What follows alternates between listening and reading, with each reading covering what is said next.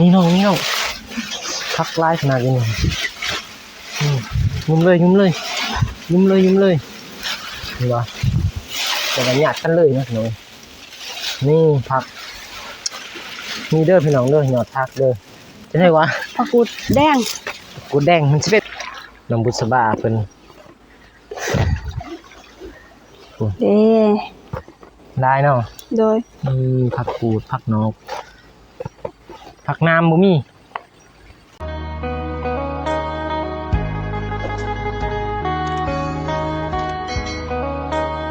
ยังไงเปิดพามาขยุปลาโยดงยังไงป่านนี้ก็ได้พาทั้งน้องบุษบาหรือว่าน้องบุษบาพามาหาพักเป็นยังไงยังไงนี่ก่อนอื่นกับทักทายสบายดีเด้อพ่อแม่พี่น้องมัดสุขสุขคน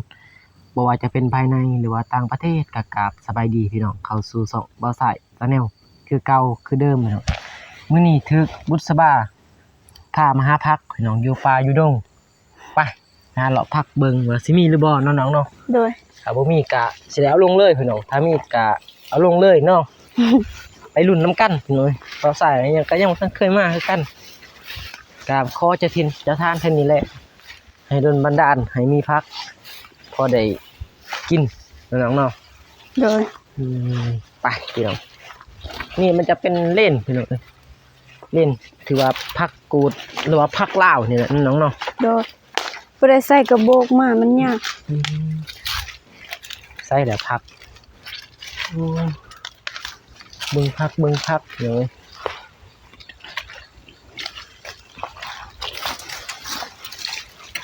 ต้นกำเนิดของซุปผักลาวใส่ผักกว่าสิได้หยดแน่เลยใส่บ่เห็นสำนี่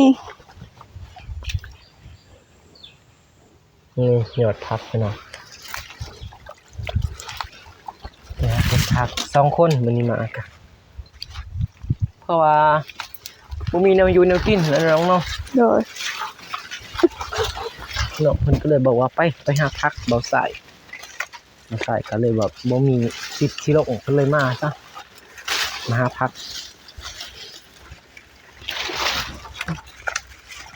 นี่ก็เก็บเอาเลยบ่ตัวใด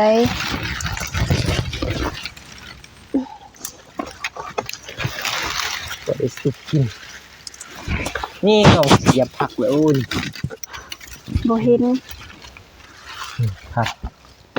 เนาะมันบ่อยากมีแล้วเนาะว่ามันฝนมันบ่ได้ตกฤดูแล้งเลยถ้าฝนมันตกมาใส่สำเทื่อนึง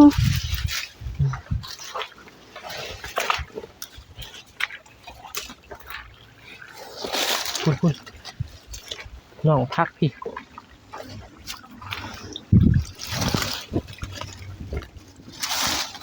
พี่น้อยยอดแบบนี้แหละบ่อสายเคยกินหวานแห้งยอดแบบนี้นะนี่พักมันจะเป็นแบบนี้พี่น้องพักกะบ่ได้ว่าพี่น้อง FC บ่ฮู้พี่น้องกะเพราะว่าก็อยากทายพี่น้องได้เบิ่งได้ส้มกันก็พอมีอยู่พี่น้องเลยพักเพิ่นก็ด้วยบันดาลให้เฮาน้องๆเนาะโดยพอได้เก็บอยู่พี่น้องนี่พอได้ใส่ชีวิตหรือว่าจะสิได้หลายจักบ่นี่แต่ว่ารอรุ่นพุ่นแหละตอนที่ว่าสิกลับตอนที่กลับพุ่นแล้วน้องๆเนาะโดยนี่บ่ใส่เก็บผักงามบ่งามนี่งามคือบ่ใส่เพิ่นได้บ่ใส่โลบ่ได้งามตินี่เดียวกันอีกพี่น้องมาเก็บผักกันก็สิทายพ่อแม่พี่น้องเพิ่นได้เบิ่งวิถีชีวิตของน้องบุษบาเก็บผักนี่สมพวงยอดมันตัวนี้นี่หวานดีเลยน้องยอดมันจะเป็นอยู่ดินนี่มันสีหวานบ่สายกินเอาใส่ก็เคยเราเก็บผักแหละพี่น้องตอนนั้นก็มันจะเป็นอันนี้ถ้าซุปนี่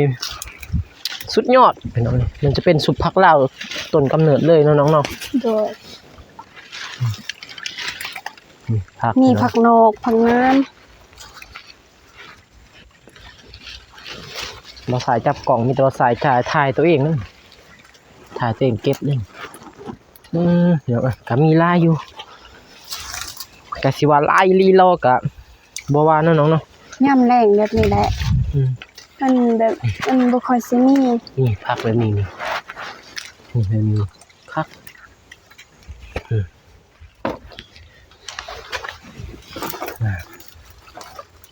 เก็บบันพี่น้องข้าวเดียวใส่ข้าวเดียวก็พอได้ลายอยู่หน่อยนึง ปะทำไปรวมกันน้อยเดียวเด้ นี่เบิ่งทางนี่ กระทั่งนี่บ่ เบิ่งโตเบิ่งยาบ่ใส่เก็บนี่ ได้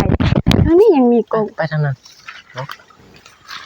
ไปเลยหาเลย โอ้ ไปไหนบ่มันอยากสิเสียงในได้พี่น้องเพราะมันลมเอาใส่ก็เสียงให้พี่น้องได้เบิ่งเสียงถ่ายพี่น้องถ้าตกลงมานี่เรียบร้อยโหลดโทรศัพท์เรียบร้อยพี่น้องนี่พักน้องนี่โอ้หยอดงามมุกเลยแล้วนี่สุดยอดโหลดมาเก็บผักบางทีมื้อแรกจะไปกินซุปผักอยู่แล้วนี่ กินน้ำกันแหละเก็บน้ำกันเนาะ เพราะว่าทางลาวนี่คันได้เก็บน้ำกันก็ต้องได้กินน้ำกันบ่กินบ่ได้บ่ ได้ นี่ผัก ต้อง พี่น้อง กินน้ำกันเก็บน้ำกัน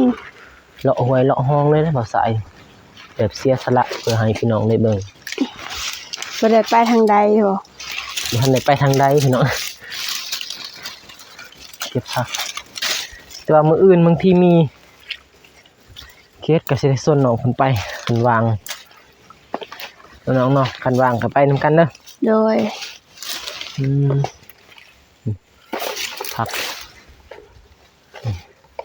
นี่น้องอยู่เทิง ใส่ นี่เทิงมันก็มีนี่พี่น้องเอ้ยตัวนี้สิเป็นอยู่เทิง ระวังตกเด้อก ล่องบ่ใส่บ่แจ้งว่ะนี่แหละหลุ่นบ่อันปานใดพี่น้องหลุ่นบ่ดีนะเลยก็ได้พอได้ถ่ายพี่น้องได้ถ่ายบ่ให้พี่น้องเพิ่นได้เบิ่งได้ชมกันไป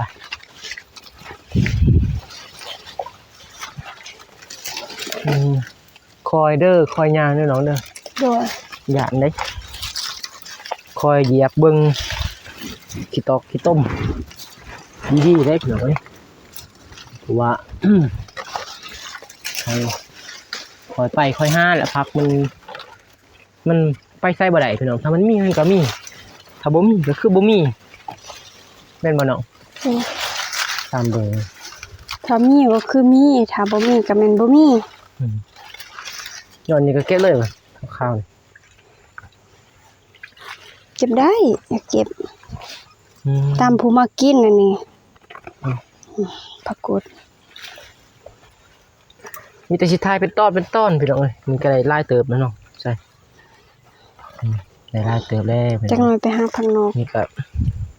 จะนอนไปหาของเราอีกสิได้ทายพี่น้องนี่ก็7-8 นาทีแล้วเด้แป๊บเดียวถ่ายเป็นตอนเพราะว่าเก็บผักนี่มันด้นแน่พี่น้องมันบ่คือนั่งเว้ากันเนาะน้องเนาะเก็บผักมันสิด้นนี่ผักนี่คอยเบิ่งคอยหาเดี๋ยวนี่ผักงามๆลูกงามคือน้องบุษบา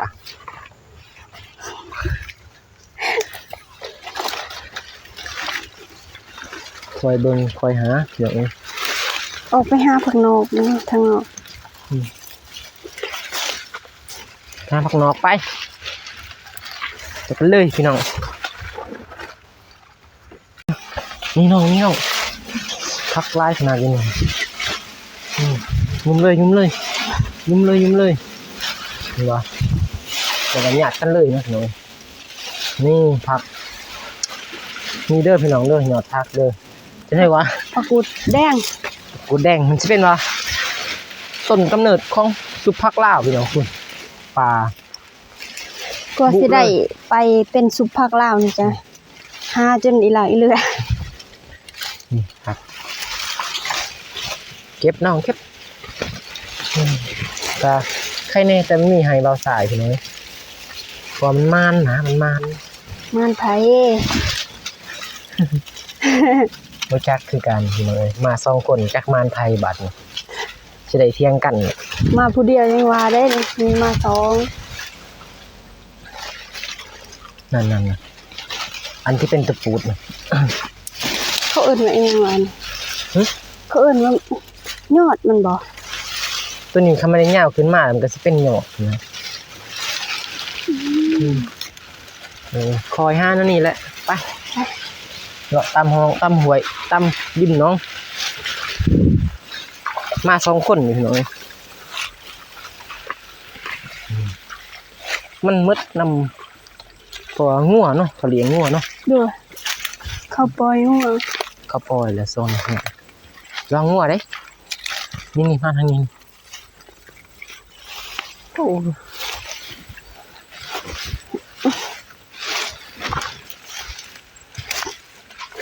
ทางนี้บ่มีดอกพี่น้องเอ้ยประมาณนี้ บ่มี เขาไปไหนเพิ่นใดเนาะ ไปเบิ่งพักนอกเอา นี่ไปเบิ่ง อยู่ลุมเด้ยังอยู่ลุม ทางลุมนึงเนาะ โดย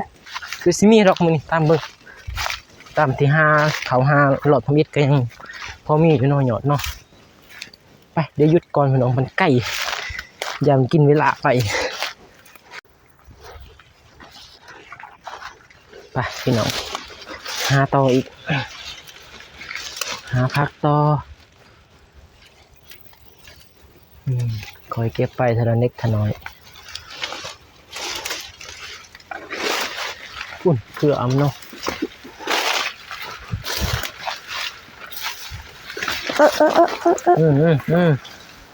ลมแล้วพี่น้องเอ้ย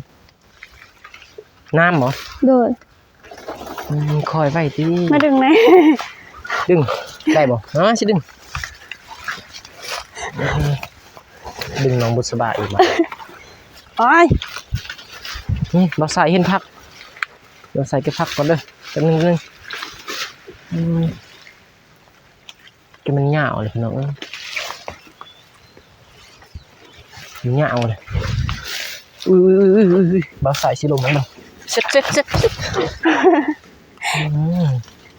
ลงได้บ่อยู่นี่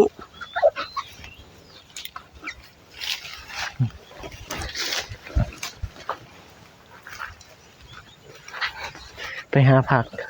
พูน ใช่ พู เทิงบ่ โดย ปีนเลยบ่เราก็ใส่ปีนเลยไหมนี่ผักทางล่างนี่ก็มีนี่ผักกูดแดง โอ้เกือบ ลงสิเกือบเลย เกือบติดขี้ตม มาบ่ใส่สิปีนเองน้องก็ว่านี่มาจับกล่องนี่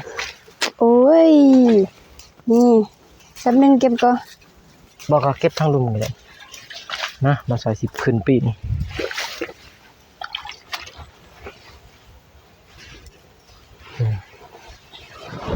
จะได้เอาไปคืนนั่น ปลดเกือบเลยน้องคุณน้องไปทายคุณไปเลยปลดเกือบเลยคุณพักอยู่เทั้งเลยน้องเอ้ยนี่ยอดพักเราใส่สิขึ้นเองเอาจัดไปพี่น้องเพื่อน้องบุษบาพี่ทำได้เสมอโอ้คืออยู่ว่าเด้พี่น้องมันก็ต้องคืออยู่แล้ว ได้บ่โอ้โอ้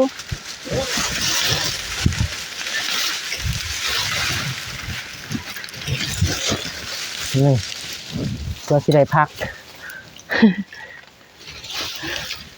โอ้ยหักเบิดไปเลยหักเบิดนี่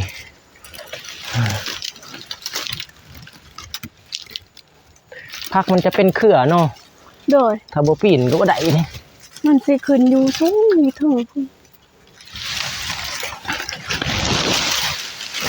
ต้องได้ปีนหา คอยเด้อ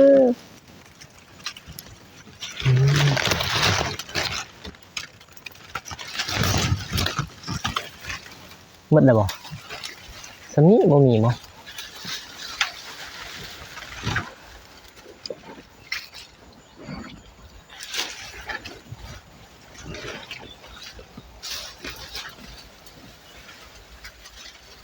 หมดแล้ว อยู่หันนั่นน่ะหันทางหลังเดี๋ยวขึ้นเทิงทางหลัง นี่บ่ โดย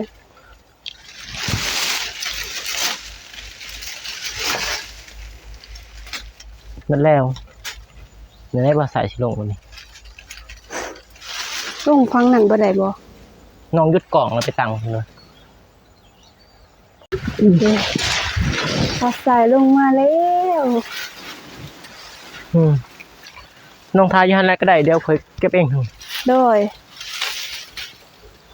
บ่ นี่ ยาก ก็สิเป็นบรรยากาศน้องพี่น้องอยู่ป่าอยู่ดง บ่มีแหละทางวงเดียวนี่แหละ กว่าสิได้พักกูด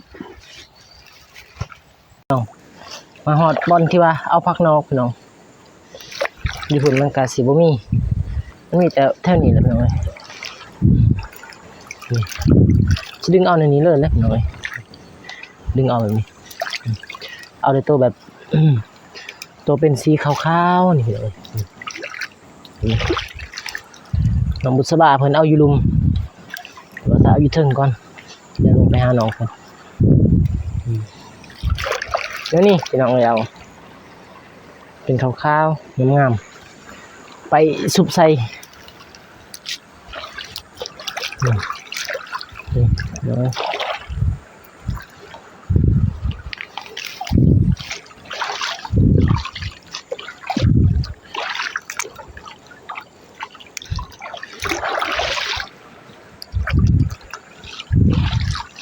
อันนี้ได้พี่น้องเอ้ย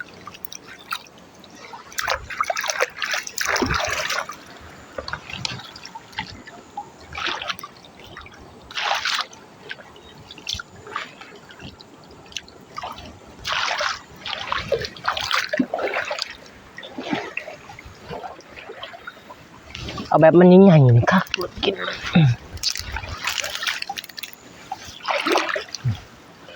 แบบใบใหญ่ๆนี่แบบนี้เนาะพักนอกเอิ้นฟังลาวเอิ้นพักนอกฟังไทยเอิ้นฟักหยัง ใบบัวบก หึ ใบบัวบก ใบบัวบก โดย ได้บ่นี่มาสิเอาเองมาเนาะว่าน้องสิเก็บบ่ เอาแบบนี้นี่ หึ บ่เป็นหากมันออก พินหางเนาะ โดย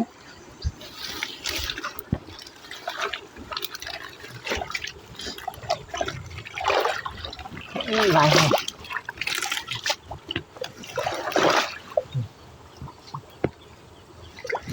เพราะว่าเอาแต่ตัวสีขาว น้ำคุณเบิดเลย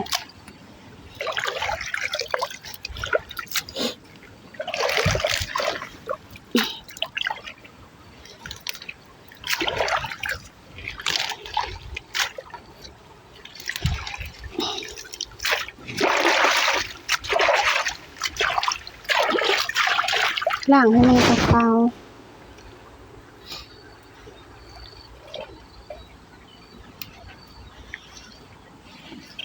จับกล่องมาเป็นติจะหยุดก่อนเด้อพี่น้องเดี๋ยวเอาแล้วก่อนสิเปิดเนาะพี่น้อง เอาผักนอกเป็นที่เรียบร้อยดูน้องบุษบาเพิ่น เด้ ได้เนาะ โดย ผักกูดผักนอกผักน้ำบ่มี อู้ผู้ดีได้เก็บมาแข่งมื้อเลยหั่น ใช่หมูแข็งมาเนาะ โดย มันบ่แก่บ่ ยัง ไปเบิ่งครบสุดพี่น้องมันนี่บ่เมื่อยเก็บผักพร้อมบ่ได้ไปไส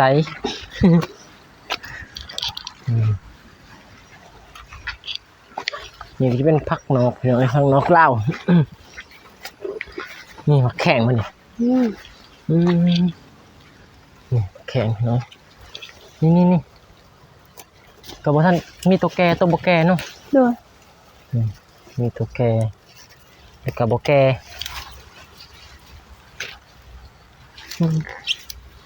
แต่ส่วนล่างมันจะแก่หมดแล้ว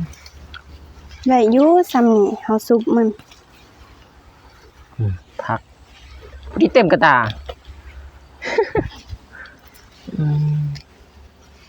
พี่น้องเอ้ยโอเคพี่น้องทางบ่าวสายก็สิได้จบคลิปแล้วน้องบุษบาเนาะ โดย เพราะว่าคลิปมันก็ได้ยาวแล้วพี่น้องนี่ไปเดี๋ยวมีแต่ว่าจบคลิปแล้วเป็นแต่ว่าถ้าเบาสายได้ท้ายตอนที่ว่าสุกพักหรือว่ากินสุกพักทำกันเนาะยังบ่ทันฮู้พี่น้องตัวนี้เพิ่นได้ท้ายก็สิได้ลงให้พี่น้องเพิ่นได้เบิ่งเลยแต่คำบ่ได้ท้ายก็ขอโทษขออภัยพี่น้องเนาะ โดย มาพี่น้องเดี๋ยวสิจบคลิปไปก่อนบ่เมื่อยสบายพี่น้องเอ้ยหาพักอยู่ป่าอยู่ดง มาแข่ง มาแข่ง เก็บผักได้หลายเติบคิดว่าสิบ่ได้ซำนี้เด้พี่น้องเอ้ย แต่ว่าได้หลายเติบโอเคพี่น้อง